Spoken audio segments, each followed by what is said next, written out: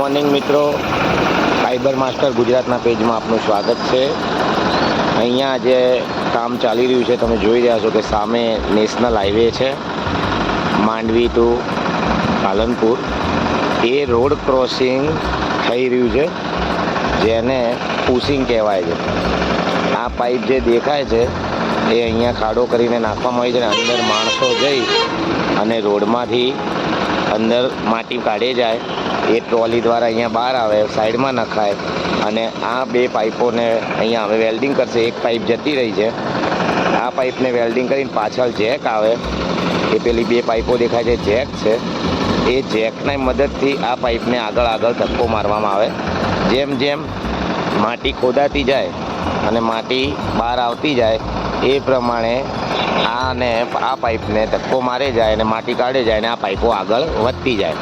એવી રીતે આ સામે હોન્ડા શોરૂમ છે એની બાજુમાં જે શોપિંગ બની રહ્યું છે ત્યાં આ પાઇપો નીકળશે। આ બતાવવાનું કારણ એ છે કે આમાં રોડ ક્રોસિંગમાં વચ્ચે ડક્ટ પણ આવે, અમારા ઓપ્ટિકલ ફાઈબરના કેબલ પણ આવે।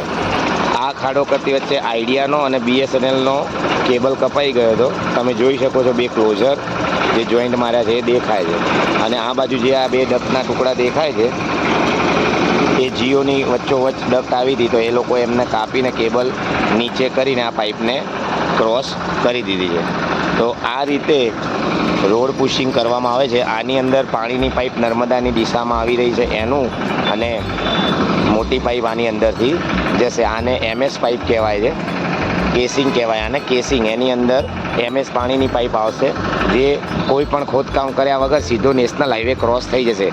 આ ફોલ લાઈન રોડ છે અને આની અંદર ટોટલ 85 મીટર જેવું પુશિંગ થશે। 85 મીટર આ સાઈડથી માંડીને પેલી સાઈડ, અને આ બ્રિજ ચાલુ થાય છે ડીસામાં, આ મોટામાં મોટો એલિવેટેડ બ્રિજ, એની સાઈડમાંથી આ ક્રોસ થઈને સામે જશે। જો પેજ ગમ્યું હોય, વિડીયો ગમ્યો હોય, લાઈક કરો, સબસ્ક્રાઈબ કરો અને શેર કરો। ધન્યવાદ, થેન્ક યુ।